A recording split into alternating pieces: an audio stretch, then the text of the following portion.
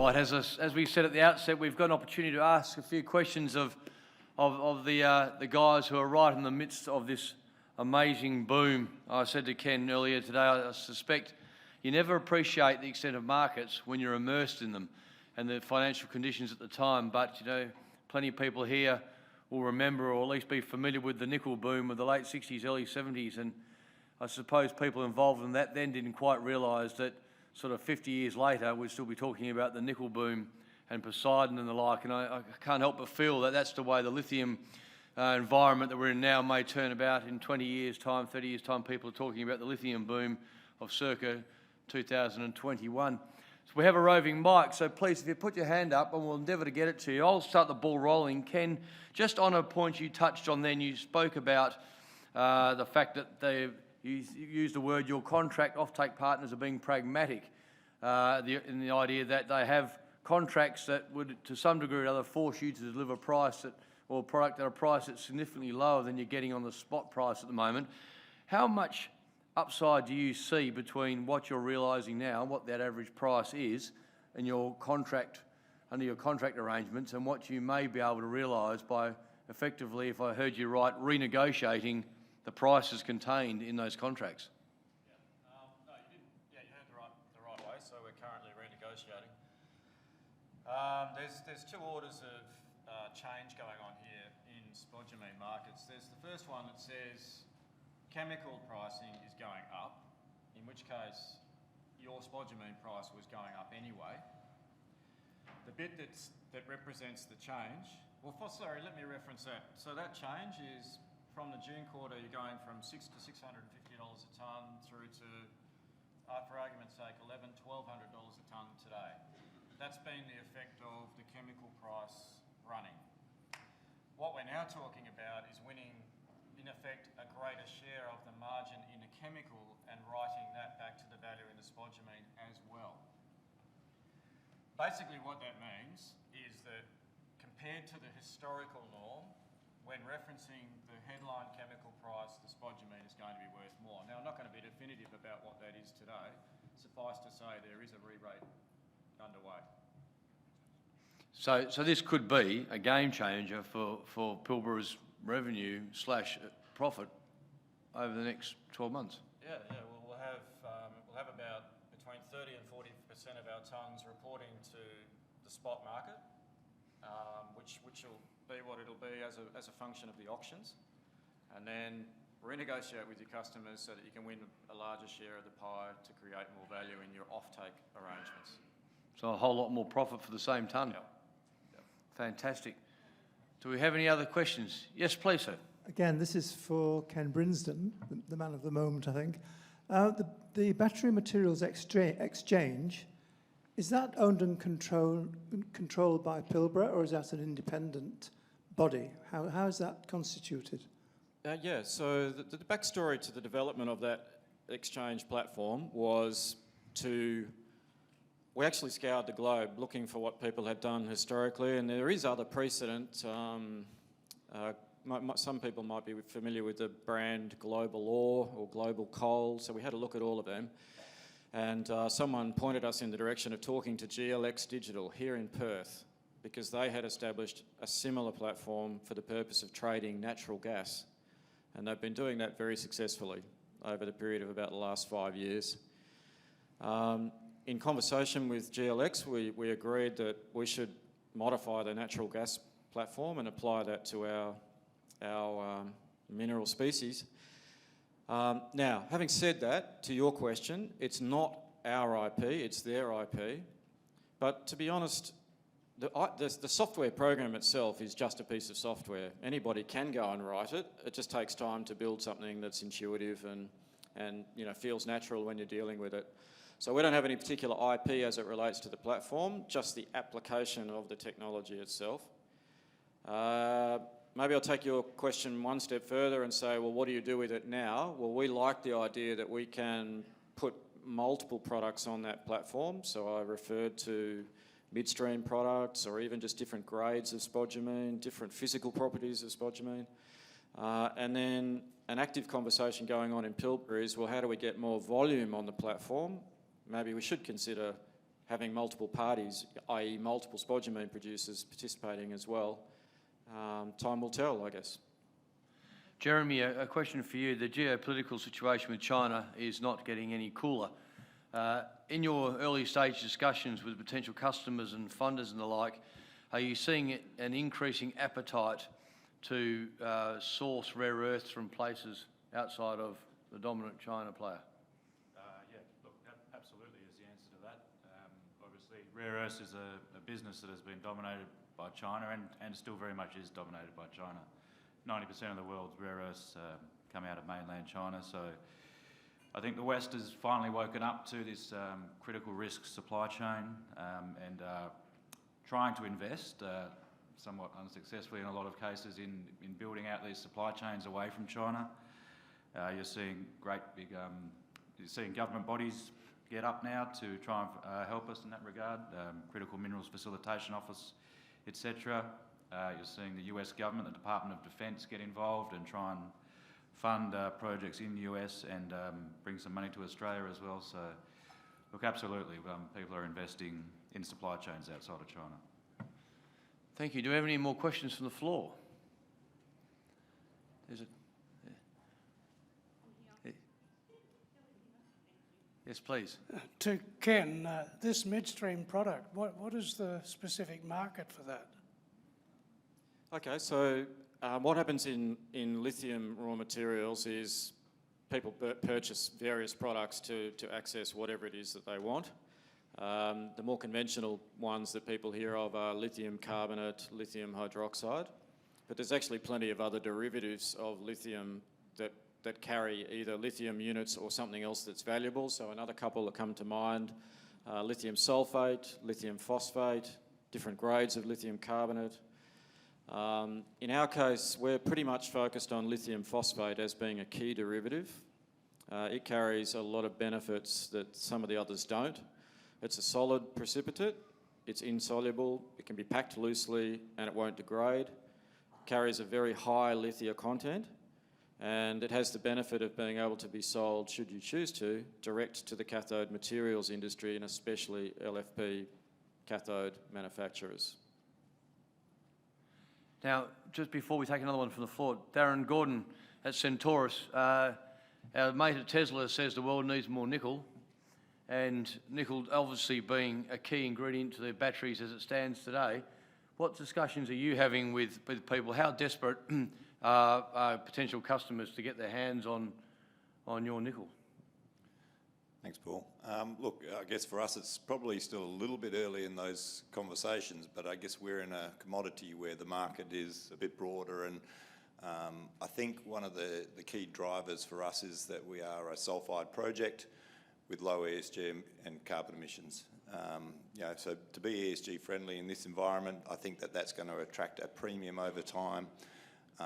You've seen the supply of sulphides in the nickel space reduced down to about 25% of the overall supply. Laterites are taking off. They're going to have a much higher capital cost, so the incentive price is going to be higher. But the way that we're looking at it is, to get into that value-added market in the sense of producing a sulphate. And Brazil has some pretty unique attributes to be able to make that cost effective. We don't want to be producing a concentrate where we've got to give away 25% of the revenue to the smelter. We want to keep that for ourselves, and by going down that value chain, I think we're able to achieve that.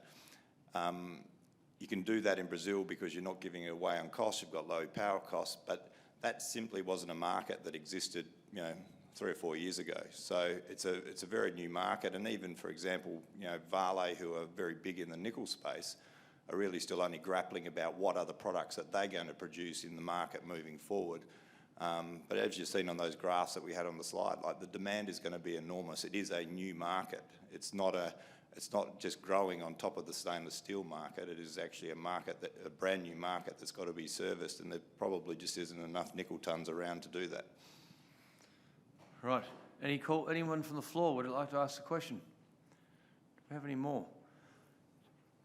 There's a gentleman at the front here if we get a microphone. In the meantime, Tony at Liontown, how do you see the scope to have funders, project financiers who are also customers? Would you be keen to not mix church and state in that regard, or is that an advantage? Well, I think that if you look at the first generation producers, the access to alternative sources of funding, more traditional sources of funding, wasn't as prevalent as it is today, or as our experience. So customer-backed financing was a way of accessing that funding to start their project. For me, it's not as critical. I won't ignore it, especially if it's competitive, but I'm accessing all the forms of funding, including the traditional project funding. Right. Yes, please, Sue. Yeah, just having a question, it's not necessarily technical, but I have attended the two-day conference and actually have realized, how beautiful is the picture that is being painted so far. And it's almost like we have the best management teams, we have the best, exploration, we have the best strike rate, we have the best of the best in everything. What about the best MCs? Yeah. Hey, yeah, hang on, hang on. Sorry, I thought that, I didn't mean to say it, yeah. So the question is, I like to believe that, I'm just about, maybe to go home and discuss with my wife, maybe putting the family home, on for sale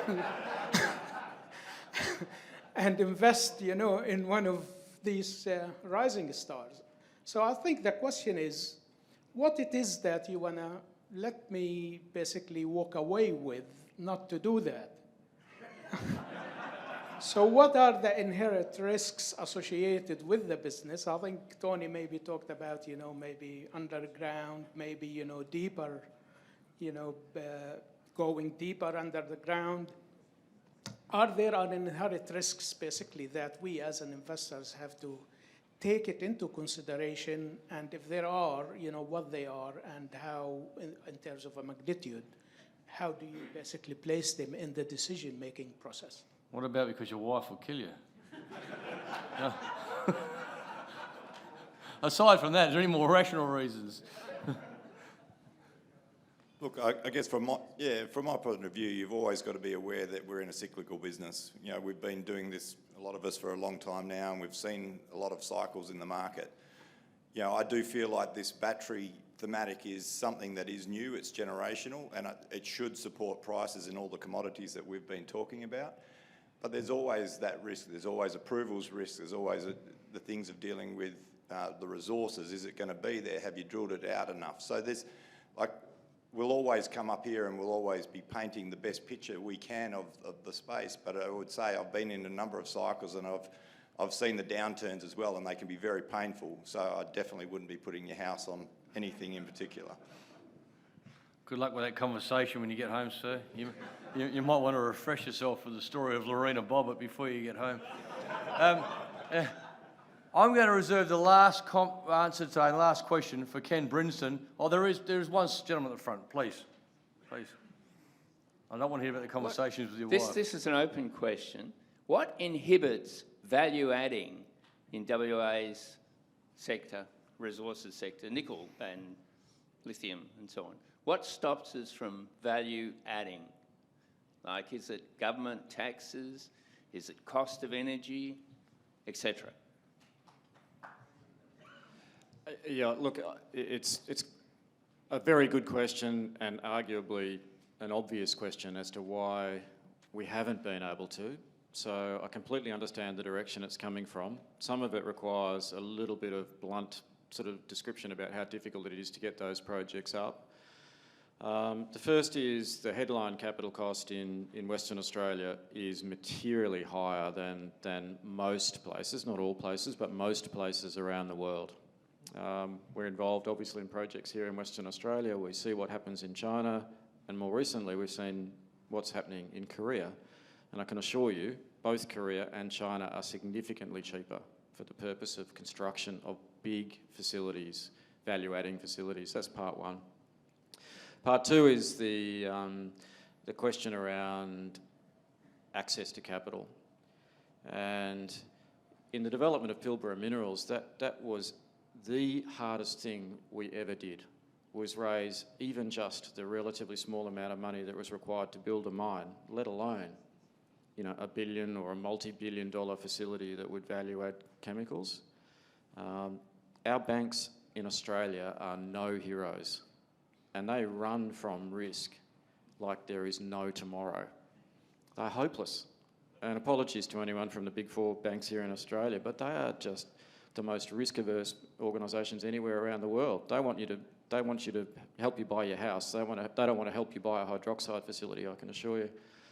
So with that as a backdrop, it is incredibly difficult to get these projects up. Now, what's different about battery raw materials? There is light at the end of the tunnel. And I actually really like this one for the purpose of WA taking hold and grasp of a great opportunity. It's a new industry and coming off a relatively small base, in which case there will be more value-added product, I believe. The combination of resource in the ground, engineering expertise, and proximity of all these projects to key hubs means they will attract some capital. So I'm optimistic about this wave in battery raw materials. Sorry, one more thing. Governments compete all the way around the world. We've had a look at what South Korea provides for the purpose of incentive to build chemical facilities there, and it is incredible. And there is no way you're going to get that deal in Australia, no matter which state you're in. Yeah. Be more optimistic and lobby, you know. Oh, of course, yeah, of course. Yeah. All right. Now, one final question, because there's a couple other things to do, and there's obviously a very important matter of drinks here. Ken, this is the question for you. Short answer. Right. Can the spodumene price go to $3,000? Yes. Headline chemicals are going, in my view, personal view, they're going higher, much higher than the historical norm because of what's required to grow the industry. This is like a once-in-a-century event in natural resources. The shape of each of the battery raw materials industries needs to completely change to deal with massive growth. Consumers are switched on for EVs, in which case pricing has to go higher to incentivise new supply. And how long is the market going to remain this white hot? Right, growth never happens in a straight line, Paul. So an industry coming off a relatively small base is going to have some speed humps on the road. But the longer run view is greater incentive pricing for longer than what might have been in place historically. Thanks very much. Ladies and gentlemen, please thank all our panel members and speakers this afternoon.